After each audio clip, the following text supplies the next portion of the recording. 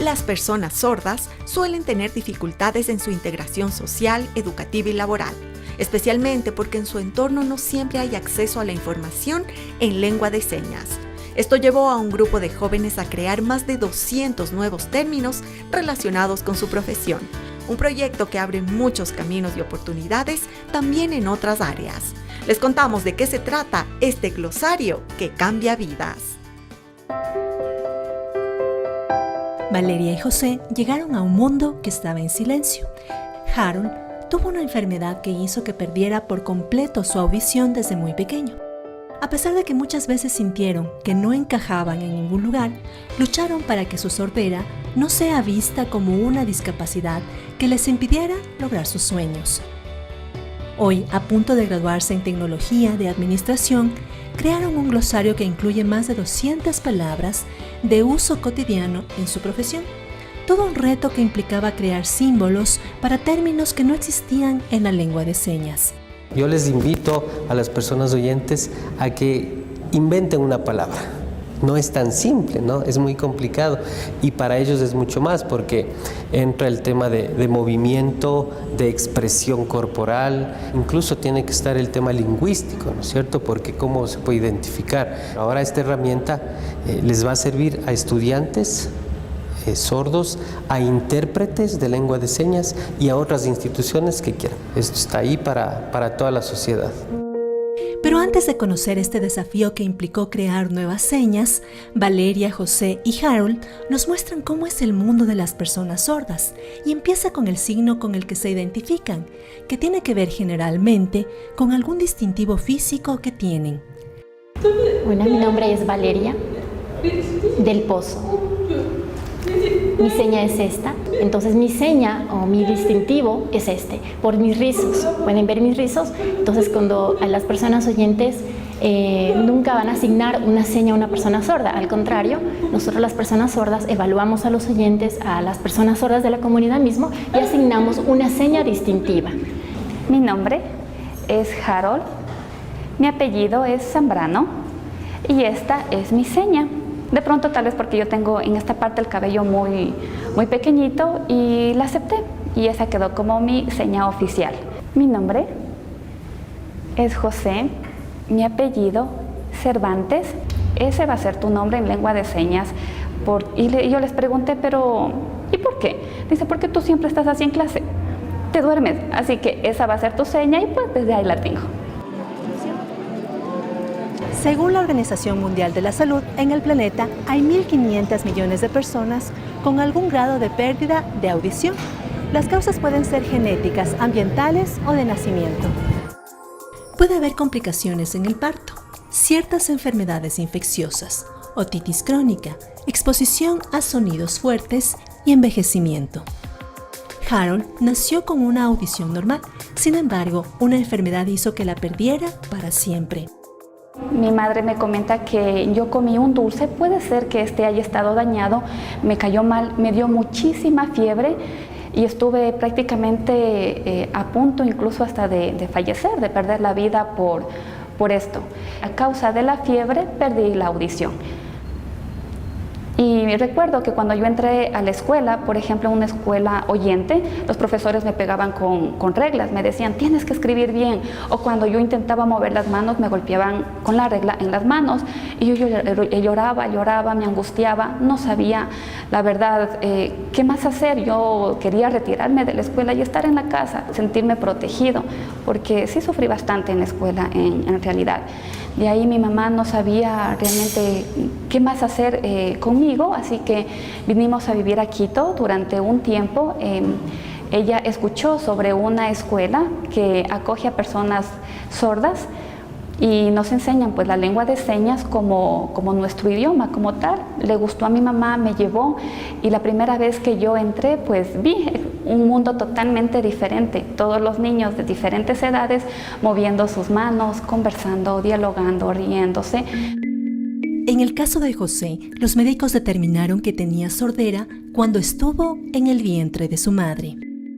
Mi mamá, cuando me esperaba, ella entró en una gran enfermedad, le dio bastantísima fiebre, tenía mucho dolor, y desde el vientre pues yo perdí la audición por la fiebre que mi mamá tuvo cuando me estaba esperando. Así que cuando yo nací y cuando yo era un poquito más grande, mi mamá me llevó al doctor porque yo no reaccionaba a los sonidos, a lo que ella me hablaba. Entonces el doctor pues me vio y claro, me dijo, él es una persona sorda. Recuerdo que mi mamá se dio cuenta cuando hubo un gran accidente y todo el mundo estuvo al tanto de ese accidente que pasó en la calle, pero yo no. Pese a que la madre de Valeria buscó un diagnóstico acudiendo a varios especialistas en distintos países, no se determinó la causa por la que no puede escuchar. Uno ve la sordera al comienzo desde la parte médica, ve como una deficiencia, como le falta algo, hasta empezar a comprender que tengo que partir de cero y ver lo positivo. De allí para adelante empezar a caminar. No escucha, pero habla diferente, pero puede hablar con sus manos, pero es inteligente. Cuando Valeria se enteró de que era sorda, ella tenía 3 años. Se puso triste, lloró y dijo, o sea que siempre que mueva la boca y haga así como todos, nadie me entiende. No, nadie te va a entender. Se sentó y se puso a llorar. Entonces yo le dije, pues Valeria, nos quedan 2 alternativas. Empezamos a luchar, o te quedas llorando sola o yo te acompaño a llorar. Me cogió de la mano, se secó sus lágrimas y dijo, mamá, vamos a caminar juntas y ahora vamos a seguir adelante. Eso fue lo que hicimos y lo que hemos hecho hasta el día de hoy. Si bien la sordera es un tipo de discapacidad auditiva, quienes tienen esta condición prefieren ser llamadas personas sordas y no discapacitadas, menos aún sordomudos, pues es un término peyorativo que les incomoda. Sabemos, la discapacidad tiene diferentes clases, ¿verdad? Y a veces, por lo general, lo enfocan en un aspecto más clínico. Dicen, la persona con discapacidad auditiva forma parte de un grupo vulnerable, ¿verdad?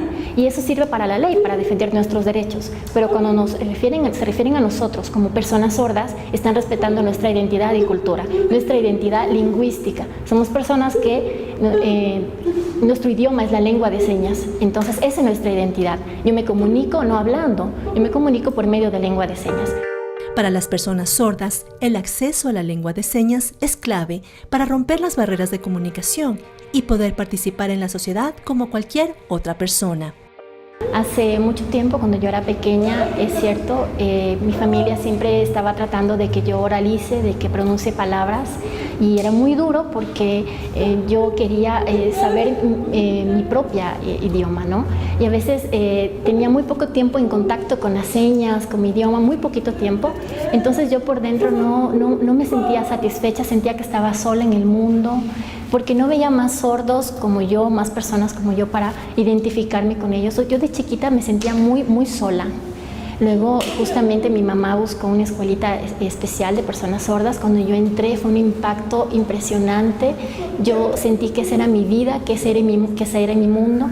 La lengua de señas tiene 6 parámetros formativos que encierra lo que es la expresión facial, la expresión corporal, las manos, nuestra orientación de la mano, el lugar donde se articulan las señas, el movimiento que realizan las señas. Entonces sí, encierra muchísimo lo que tiene que ver con la expresión facial. Si Valeria hubiera estado con una mascarilla, para mí hubiera sido muy difícil poder entender todo el mensaje, lo que ella quería transmitir, porque se necesita inclusive la expresión de la boca, ¿no? El desconocimiento del lenguaje de señas los limita a tener acceso a servicios públicos, atención médica, asistencia legal o a exigir sus derechos.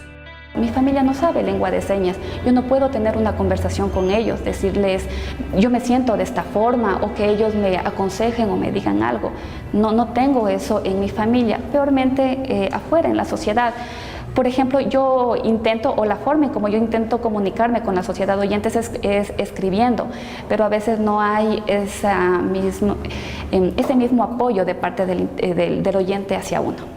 No es que domino el español escrito al igual que mi familia, que no tiene ningún tipo de discapacidad. Entonces, por ejemplo, algo tan simple como ir al doctor, comprar una receta médica, ir a la tienda, es muy complicado porque no nos entendemos. Lo que ha hecho mi familia, en mi caso, es escribirme en un papel. Si tengo que irme al médico, pues escriben en un papel y que yo eso le entregue al doctor y que él igual escriba y yo estoy como mensajero. La lengua de señas requiere de muchas expresiones faciales. Acercar las manos a la cara o alejarlas, mover gran parte del cuerpo. La pandemia de la COVID-19 implicó un gran reto comunicacional para las personas sordas, debido al uso de las mascarillas. Y uno diría, bueno, en virtualidad no pasa nada, te quitas la mascarilla, total, estás en casa, pero en realidad no. En mi caso yo tuve que adecuar mi espacio para que no hubieran distractores, comprar un equipo que sea totalmente muy clarito para que mis señas no se distorsionen. Y no es lo mismo estar sentada e interpretar, ¿no?, en este pedacito que se ve la cámara, porque cuando estamos de forma presencial es todo el cuerpo, porque todo el cuerpo comunica. En el mundo hay más de 300 lenguas de señas, que son utilizadas por 72 millones de personas. En el Ecuador, el Diccionario de Lengua de Señas ecuatoriano, Gabriel Román, cuenta con alrededor de 5.000 palabras, pero tiene un limitante. Faltan palabras específicas para las distintas profesiones.